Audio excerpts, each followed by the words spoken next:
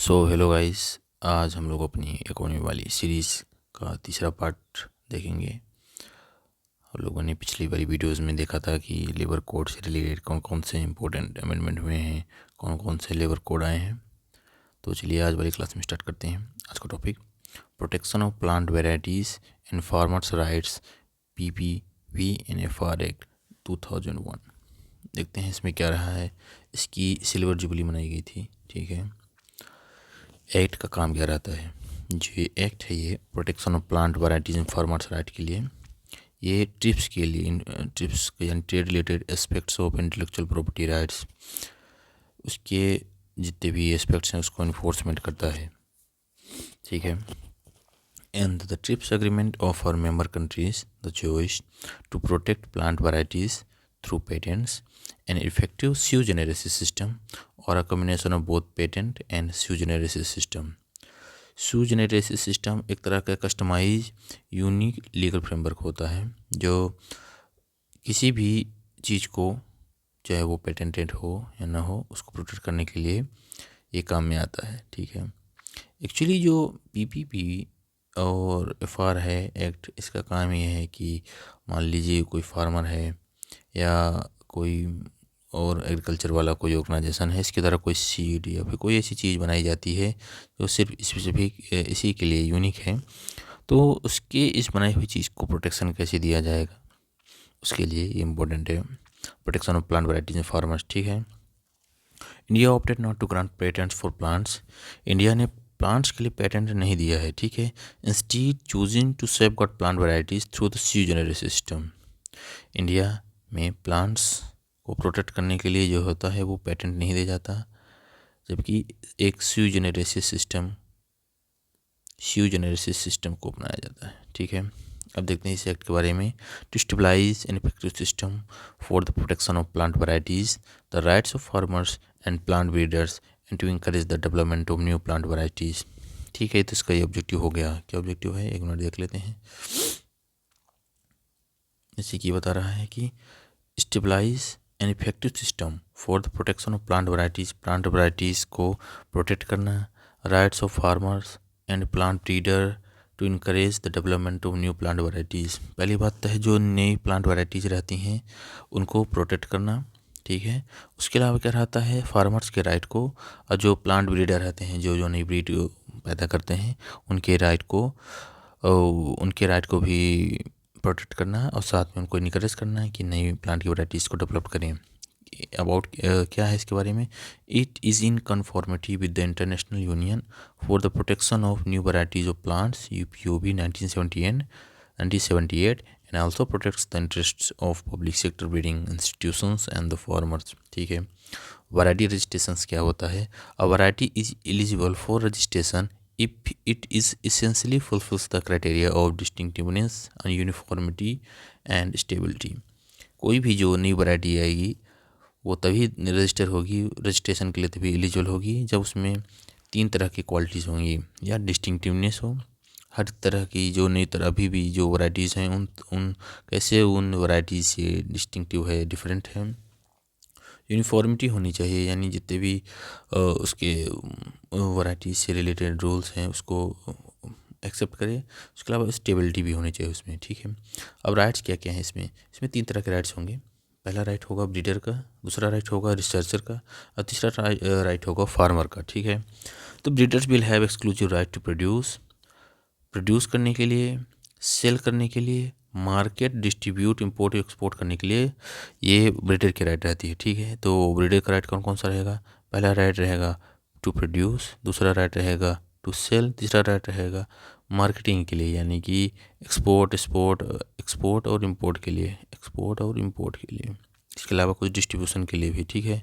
ये हो गया ब्रीडर का राइट। इसके अलावा रिसर्चर का राइट क्या रहेगा, researchers can use any of the registered varieties for conducting experiments or research. This includes the use of variety as an initial source of variety for the purpose of developing another variety, but repeated use needs prior permission of the registered breeder, ठीक है। Researcher जो कोई भी registered variety रहती है उसका use कर सकता है रिसर्च पर्पज़ के लिए, ठीक है, कोई दिक्कत नहीं है। रिसर्चर्स का क्या राइट रहता है कि कोई भी वैरायटी है उसका यूज जो रजिस्टर वैरायटी उसका यूज़ कर सकता है एक्सपेरिमेंट के लिए। लेकिन हाँ, अगर उसका बार बार यूज़ करता है रिपीटेड में, तब उसका परमिशन ब्रीडर से उसको ज़रूरत पड़ेगी, ठीक है। But repeated use needs prayer permission of the registered breeder, ठीक है। तो जैसे कोई रिसर्चर है, कोई ब्रीड में रिसर्च करना चाहता है, तो वो ब्रीडर के जो रजिस्टर्ड वैराइटीज़ हैं उसको ले सकता है फॉर एक्सपेरिमेंट रिसर्च के लिए एक बार। लेकिन बार बार उसी वैराइटीज़ पर रिसर्च करने के लिए अगर वो रजिस्टर्ड वैरायटी लेना चाहता है तो ब्रीडर से उसको परमिशन लेनी पड़ेगी। फार्मर का राइट क्या होता है? Entitle for registration of new variety and protection in like manner as breeder variety. Same type का इसको भी उसी तरह का राइट मिलता है जैसे ब्रीडर को मिलता है वैरायटी के लिए, ठीक है। फार्मर की variety can also register as an extant variety. Farmer कभी कभी क्या होता है कि कुछ फार्मर अपनी सीड्स को खुद एक तरह से सेल्फ मेड एक्सपेरिमेंट करके ये लोग बना लेते हैं। तो ये फार्मर का राइट होता है कि वो कैसे इसको क्या करेगा क्या नहीं करेगा। तो उसको सेम राइट जैसे ब्रीडर को राइट रहते हैं, सेम राइट रहता है। जैसे farmers are eligible for recognitions and rewards for the conservation of plant genetic resources of land races and wild varieties of economic plants. जैसे मिलेट्स के लिए भारत सरकार बहुत सारे स्कीम्स ला रही है। ऐसे ही मध्य प्रदेश के एक महिला हैं लहरी बाई को जीनोम अवार्ड मिला है राष्ट्रपति के द्वारा। जीनोम अवार्ड इस तरह मिला है कि उन्होंने मिलेट्स के कोदो कुटकी और जितने भी रहते हैं मोटे अनाज, इन मोटे अनाजों के बीजों को बहुत ही उम्दा तरीके से संरक्षित करने का प्रयास किया है और उनको रखा है। तो ठीक है, जैसे तो इनको भी इसी तरह फार्मर्स को भी जो इसी तरह ब्रीडर है उसको सेव करते हैं, ब्रीड्स को वैरायटी को शेयर करते हैं, तो उसी तरह फार्मर को भी राइट मिलेगा। Farmer shall not be entitled to sell branded seed of variety protected under this act, ठीक है। Benefit sharing if any organisation. Benefit sharing क्या होता है? अगर कोई भी कंपनी या फिर इंडिविजुअल, कोई भी कंपनी है इंडिविजुअल फार्मर की वैरायटी को प्रोडक्शन के लिए, डेवलपमेंट के लिए और ब्रीडिंग के लिए यूज करता है, तो उसको जो प्रॉफिट होगा उसको प्रॉफिट को शेयर करना पड़ता है, ठीक है। Categories of varieties, extent varieties, farmers varieties और एसेंशियली डिराइव्ड वैराइटीज़। अब देखते हैं कौन कौन सी वैराइटीज़ होती हैं। एक्सटेंट वैराइटीज़ क्या होती हैं? Varieties notified under section 5 of the seed 1966 and also the varieties in the public domain are called extent varieties.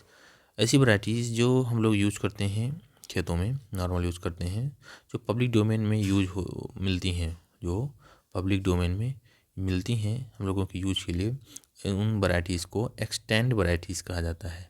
Extend varieties, ठीक है। फार्मर्स वैरायटी या कम्युनिटी वैराइटीज़ क्या होती हैं? These varieties are traditionally cultivated and evolved by the farmers in their field and the wild relatives land races which the farmer possess also fall in this category. तो ये ऐसी category होती हैं जो कुछ फार्मर्स अपने में ही या फिर अपने रिलेटिव्स जो होते हैं साथ में वो कल्टीवेट करते हैं और ट्रेडिशनली उन लोगों ने इस तरह की वैराइटीज़ को इवोल्व किया है। Essentially derived varieties. These varieties are predominantly derived from an initial variety that retains the character of the initial variety and is clearly distinguishable from such initial variety at least for one trait, ठीक है। तो ये derived varieties होती है जो अपनी एक original variety से डिराइव्ड रहती है, इसलिए उसको डिराइव्ड वैरायटी कहा जाता है। इसमें कुछ मतलब इंपॉर्टेंट नहीं है। प्रोटेक्शन ऑफ प्लांट वैराइटीज में farmers right act statutory body बनाई गई है और इसी एक्ट के द्वारा जो हम लोग एक्ट पढ़ रहे हैं PPP and FRA, protection of plant variety and farmer right act, ये एक स्टैट्यूटरी बॉडी होती है और किस मिनिस्ट्री के अंदर काम करती है? Ministry of agriculture and farmer welfare के अंदर। हेडक्वार्टर कहाँ है? न्यू दिल्ली में है, न्यू दिल्ली में इसका हेडक्वार्टर है। ऑब्जेक्टिव क्या है कि इंटेलेक्चुअल प्रॉपर्टी राइट्स दे प्लांट ब्रीडर को for the innovations in developing new plant varieties. और ब्रीडर ने कोई न्यू प्लांट वैराइटीज़ को इनोवेट किया है तो उसके लिए इसको इंटेलेक्चुअल प्रॉपर्टी राइट देना चाहिए। Recognise and reward farmers and communities who conserve traditional varieties in biodiversity. उन सारे फार्मर्स को या फार्मर कम्युनिटीज़ को जिन्होंने ट्रेडिशनल वैराइटीज़ को कंजर्व किया है और बायोडाइवर्सिटी को कंजर्व किया है, तो उनको पहचानना, उनको अवार्ड देना। Promote the protection of farmers rights to save, use, sow, resow, exchange, share and sell farm saved seed for registered varieties. Encourage research in innovation in plant breeding and agriculture, ठीक है। Members 15 member होते हैं chairperson के अलावा, including representative farmers, tribal organisation, seed industry and women organisations. Establishments under PPV and FRA, National Register of Plant Varieties. The National Register contains the names of all registered plant varieties. अब देखिए इसमें क्या क्या होता है। एक तरह का रजिस्टर होगा प्लांट वैरायटीज़ के, इसमें जितने भी रजिस्टर्ड प्लांट वैरायटी हैं सबको लिखा जाएगा, along with the rights of breeder in respect of registered varieties. National gene bank होगा, जो seed material parented lines submitted by the breeders of the registered varieties. एक तरह का जीन बैंक होगा, जो ब्रीडर होगा जितने भी वैरायटीज़ को उसने सर्च किया होगा, रिसर्च किया होगा या फिर पैदा किया होगा, हर एक को सीड, जो हर एक ब्रीड की वैरायटी की सीड को देगा और यहाँ नेशनल जीन बैंक में इसको रखा जाएगा for future. National gene fund utilise for any amount to be paid by way of benefit sharing compensation payable to farmers in supporting sustainable use of genetic resources.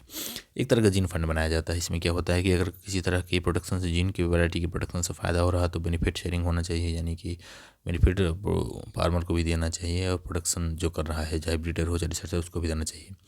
Limitations of act, इस act के क्या क्या limitations हैं। Procedural complexities, these are obstacles in the registration process and meeting DUS testing criteria can be difficult without technical assistance. मैं हम लोगों ने बताया था कि किसी भी वैराइटीज़ को जो रिकॉग्नाइज होने के लिए, फॉर रजिस्ट्रेशन होने के लिए DUS and distinctiveness, U for uniformity and S for stability, 3 चीज़ होनी चाहिए। अब तीनों क्राइटेरिया को कंप्लीट करना कभी कभी बहुत मुश्किल हो जाता है। So that make things impossible for any kind of variety to be registered. Disputes, क्या डिस्प्यूट्स हैं? Potential disputes in benefit sharing and difficulty in balancing between breeder right and farmer right. कभी क्या क्या होता है कि ब्रीडर राइट्स जो breed पैदा करता है या फार्मर से ही सीड लेकर भी नई ब्रीड को पैदा करता है, तो फिर से जो प्रॉफिट हो रहा है उसको तो प्रॉफिट शेयरिंग में कहते हैं नहीं ये तो मेरा अपना है, मेरा अपनी दिमाग की उपज है, ये कुछ ऐसा हो जाता है। वीक इन्फोर्समेंट मैकेनिज्म है, बैलेंसिंग राइट एक्सेस नहीं है, लॉस ऑफ ट्रेडिशनल नॉलेज हो गया, ठीक है। सिग्निफिकेंस क्या क्या है? इम्प्रूव्ड यील्ड, इससे यील्ड बढ़ी, हम लोगों की हाई क्वालिटी सीड्स पैदा हुए हैं तो इससे यील्ड हम लोगों की बढ़ेगी। हम लोग देखते थे पहले की ज़माने में 1970s 1980s के ज़माने में पर हेक्टेयर जो प्रोडक्टिविटी रहती थी बहुत ही लो रहती थी कंपेयर टू आज के ज़माने में। Protection of farmers right, recognises and protect farmers right to save, ठीक है। डेवलपमेंट ऑफ क्वालिटी सीड, नई नई क्वालिटी वाली सीड्स आई हैं। क्वालिटी सीड से मतलब होता है कि अच्छी क्वालिटी सीड्स हैं। उस ज़माने में जो 1970s 1980s में जो सीड्स रहते हैं वो इतना क्लाइमेट रिजिलियंट नहीं रहते थे कंपेयर टू आज के, क्योंकि आज के क्लाइमेट का दौर कुछ अलग है, क्लाइमेट चेंजेस अलग चल रहे हैं, टेम्परेचर ह्यूमिडिटी सब कुछ पहले की तुलना में काफ़ी कंपैरेटिवली बढ़ या घट रहा है। तो इससे क्या इफेक्ट होगा, हमको नए सीड्स की ऐसे climate change resilient quality seeds की आवश्यकता है जो इन सबको मात दें, ठीक है। रिसर्च इनोवेशन, सस्टेनेबल एग्रीकल्चर को भी बढ़ा रहे हैं, फूड सिक्योरिटी को, क्योंकि आज पॉपुलेशन बढ़ रही है तो फूड डिमांड भी बढ़ेगी, तो इसके कारण सस्टेनेबल ये भी ज़रूरी है। चलिए ठीक है, दूसरा सेक्टर देखते हैं, maritime sector of India. Prime minister unveiled landmark maritime initiative to boost growth and sustainability in the maritime sector during India maritime week, ठीक है। देख लेते हैं मैरीटाइम, इसमें बहुत इंपॉर्टेंट नहीं है, बस हल्का हल्का। Maritime investment road map, India invited Singapore to join the 1 lakh crore maritime investment road map covering ship building. India ने 1 लाख करोड़ के मैरीटाइम इन्वेस्टमेंट के लिए सिंगापुर को बुलाया है कि आ जाओ भाई ज्वाइन कर लो। क्या क्या कवर है इसमें? शिप बिल्डिंग होगा, पोर्ट का मॉडर्नाइजेशन होगा, जो पुराने पोर्ट हैं उनको कैसे, जिसमें कार्गो हैंडलिंग और डीलिंग होती है तो कैसे होगा, उसके लिए कुछ मॉडर्न टेक्निक का इस्तेमाल। इसके अलावा ग्रीन फ्यूल कोलैबोरेशंस होगा, कोई भी शिप या डॉक करता है तो डॉक करते समय या फिर कुछ और करते समय कैसे हम लोग फ्यूल का सेव करेंगे और ग्रीन फ्यूल यूज़ करेंगे, इस सब के बारे में। DG Bandar, a national framework to make all ports data driven AI enabled and interconnected. इसके लिए DG बंदर का इस्तेमाल हुआ है। इसका काम क्या रहेगा?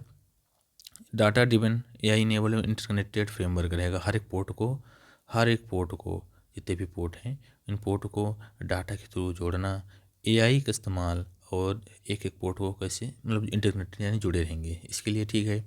इसका एम क्या है कि एफिशिएंसी बढ़ेगी, सेफ्टी बढ़ेगी और ट्रांसपेरेंसी बढ़ेगी इंडिया के जितने भी पोर्ट हैं, ठीक है। ग्रीन टेक प्रोग्राम क्या है? Launch to deploy 100 eco friendly tugs by 2040 with an investment of about 12,000 crore supporting India transition to cleaner and energy efficient maritime logistic. वही जब टग होता है, जो आता है कार्गो कैसे शिफ्ट होता है, कैसे शिप चलता है, 2040 तक इसको 100 इको फ्रेंडली टग बनाने हैं। इंडिया के मैरीटाइम सेक्टर पर थोड़ा देख लेते हैं।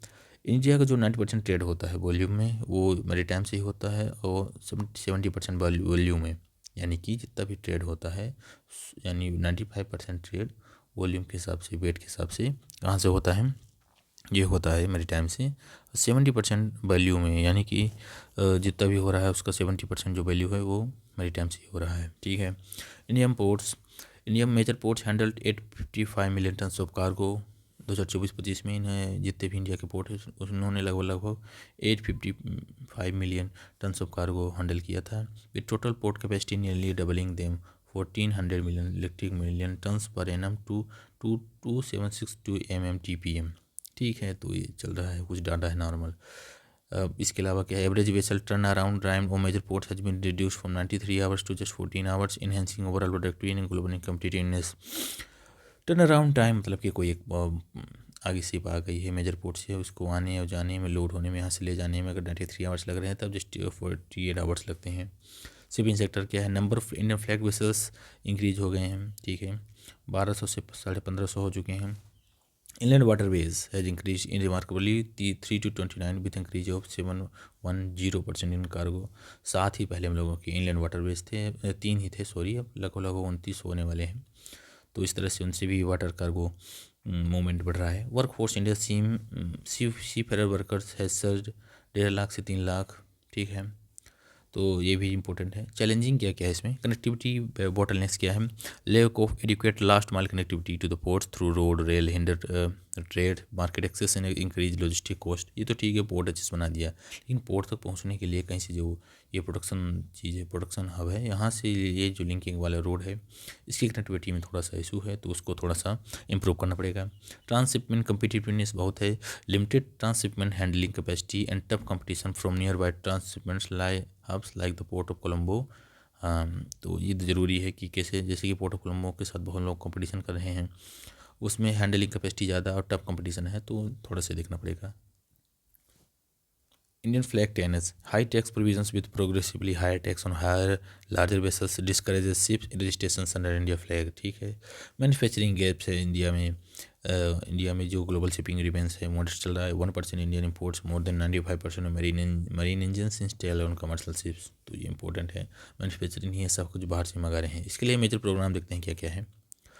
Maritime India vision 2030, maritime Amritkaal vision 2047, Sagarmala project हम लोगों को चल रहा, पोर्ट डेवलपमेंट चल रहा, लीगल ट्रांसफॉर्मेशन फेवरेबल और जलवाहक चल रहा, ठीक है। मैरीटाइम इंडिया विजन 2030 देखते हैं, 2021 में लॉन्च हुआ था। ये 10 पिवोटल थीम्स को आइडेंटिफाई करता है। They will save India's journey toward becoming a global maritime power house. Maritime Amritkaal vision 2047 देखते हैं, a long term road map for India's maritime resurgence with nearly 80 lakh crore invested in port, coastal shipping, inland waterways, sea building, green shipping में इतना invest हुआ है। Sagarmala project तो आपको पता है, ये वाला लॉजिस्टिक को इम्पोर्ट करने के लिए, इम्प्रूव करने के लिए, ट्रेड एफिशिएंसी को बढ़ाने के लिए, और ऐसे ही कुछ और हैं। इसमें इतना इम्पोर्टेंट नहीं है, कुछ हल्का हल्का बस दिया गया है कि क्या कैसे दिया है। ये देखते हैं, grinning of maritime sector emissions, maritime transport account 3% of global green house. बहुत ज़्यादा भाई, इतने हैवी शिप रहते हैं भाई, जब ये चलते हैं लगातार महीनों तक ना, तो इनसे जो निकलने वाला वो रहता है ना, क्या कहते हैं, पोल्यूशंस भाई बहुत ज़्यादा, ठीक है। 3% of global green house gas emissions के लिए ये लोग क्या रहते हैं, रिस्पॉन्सिबल रहते हैं। बायोडाइवर्सिटी को बहुत ज़्यादा लॉस होता है, कभी कभी ऑयल स्प्लिट हो जाता है। आप लोगों ने सुना होगा कि कोई टैंकर पलट गया, बहुत बड़े बड़े टैंकर्स पलट जाते हैं, तो मैरीटाइम बीचेस को, कोरल रीफ को, इन सबको, लगून्स को, मैंग्रोव्स को बहुत नुकसान पहुंचाते हैं। एनर्जी सिक्योरिटी कैसे कहते हैं, imported heavy fuel marine diesel which are affected by volatile globalisation जो वर्टिकल शिप्स। कन्वेंशनल शिपिंग जो चलते हैं, ये जो मैं बता रहा हूँ, इतने बड़े बड़े शिप जो चलते हैं, ये सब सारे शिप हैं, ये इनके लिए बहुत हैवी डीजल्स और HFO चाहिए, मेरीन डीजल्स, तो इनको इंपोर्ट करना बहुत ही महंगा रहता है। और जियो पॉलिटिकल टेंशन आप लोग देख ही रहे हैं आजकल के, कैसे मिडिल ईस्ट में क्या क्या चल रहा है। हाल ही में वेनेजुएला को किस तरह से जो इसने अपने कैप्चर में लिया है, वहाँ के 303 से ज़्यादा मोर देन 300 बैरल ये क्रूड ऑयल को कैसे वो यूज़ करेगा। तो ये इंपॉर्टेंट है एनर्जी सिक्योरिटी के लिए। फुलफिलमेंट ऑफ DG को भी कंप्लीट करना है हम लोगों को, तो वो भी थोड़ा सा देखना पड़ेगा। मैं इसके लिए मेजर्स क्या क्या हैं, इंडिया पोर्ट्स एक्ट 2025 लाया गया है, इसमें से क्या है होगा कि ये एडहेरेंस को ग्लोबल ग्रीन नॉर्म्स के साथ मैंडेट करता है अपने को, and introduces robots pollution control and industrial readiness measures to promote sustainability and eco-friendly product practices. It also aligns with the International Convention for the Prevention of Pollution from Ships, MARPOL and Ballast Water Management। ठीक है, तो ये कुछ दिया है Indian ports act इसने। ठीक है, तो इन सबको जो कमी थी हम लोग अपने एक्ट में लाए हैं, तो उसको करेंगे ये ऐसे ही लिख देंगे। Okay, Maritime India Vision 2030 identified key interventions like increasing uses of renewable energy, reducing air emissions, optimizing water usage, improving solid water management। भाई साहब ये बहुत सब कुछ है, लेकिन ऐसा सब कुछ होता नहीं, फालतू में है, पढ़ लीजिए बस हो गया। हरित नौका, ग्रीन टेक ट्रांसमिशन सिस्टम और हरित सागर। ठीक है, एक बार ये सब आपको एक नज़र में रख लेना होगा कि क्या कैसे चल रहा है। ठीक है, न्यूज़ एंड शॉर्ट्स देखते हैं, छोटी छोटी news. Financial sector assessment programme report by world bank. World bank की फाइनेंशियल असेसमेंट रिपोर्ट आई है, इसमें क्या हाईलाइट्स हैं?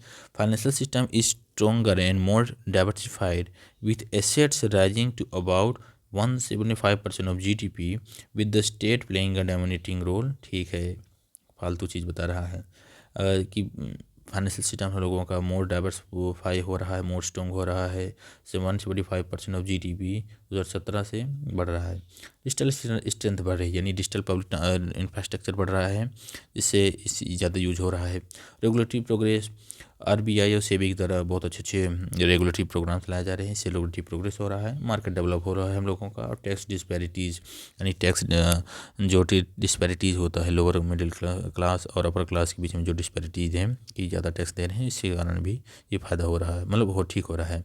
अनइवन टैक्स ट्रीटमेंट बिटवीन डेब्ट and equity discourages bond market participation, ये बताया गया है। सॉरी, डेब्ट इक्विटी, डेब्ट अलग होता है, इक्विटी अलग होता है, जैसे ये बॉन्ड हो गया और ये शेयर हो गया।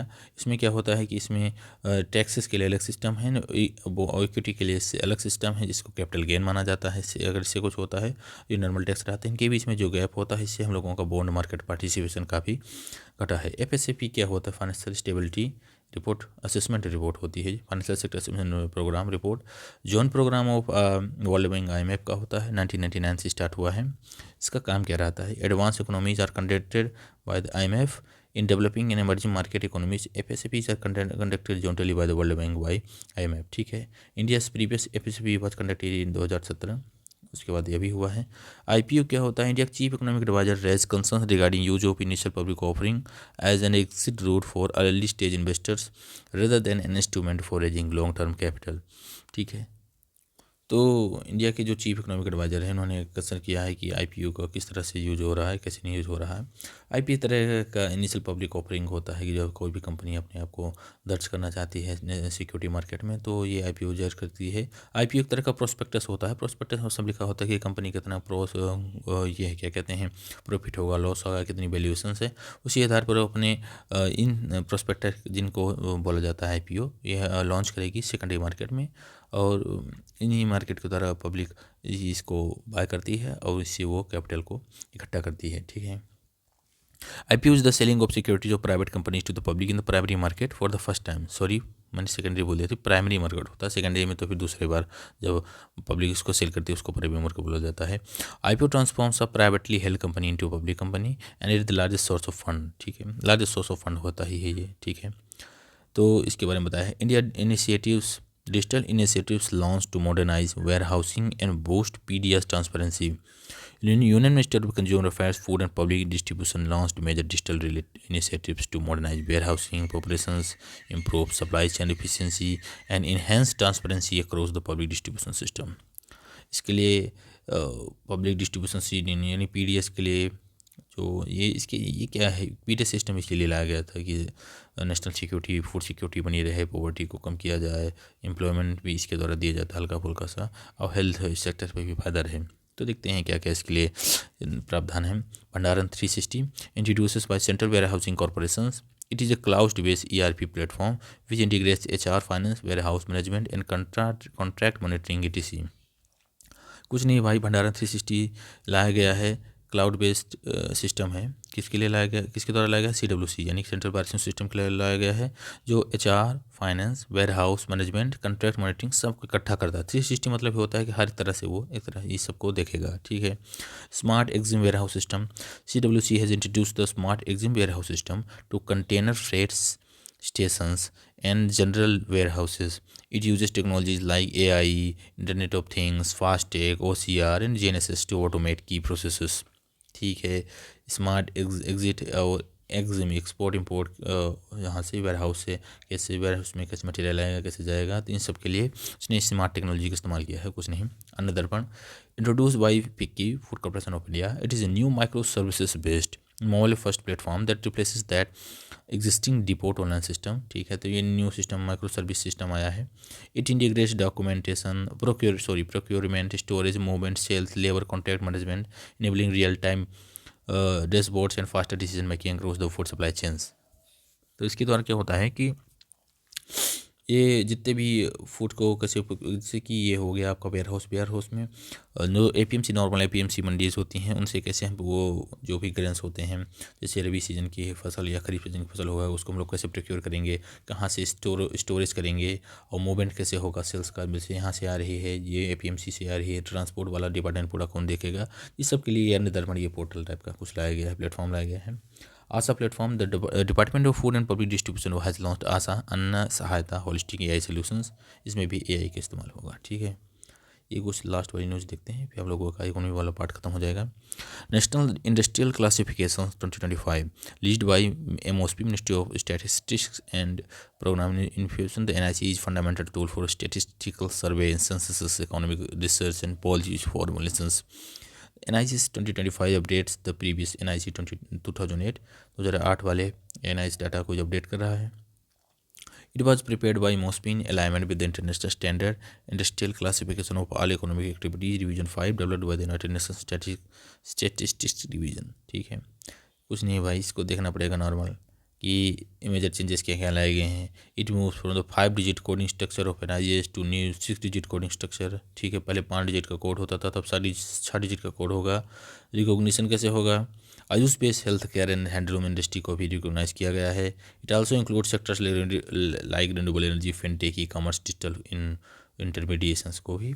ये कुछ फीचर हैं कि क्लासिफिकेशन और इंटरमीडिएशन सर्विस को बढ़ा दिया है, डिजिटल इकोनॉमी को रिप्रेजेंट किया है, integration of environmental green economy बढ़ाया है, and classification is technology agonistic. ठीक है, तो हम लोगों का इकोनॉमी वाला पार्ट खत्म हुआ। अब हम लोग देखेंगे नेक्स्ट क्लास है सिक्योरिटी वाला पर्पज़, फिर उसके बाद देखेंगे इन्वायरमेंट वाला। ठीक है, थैंक यू।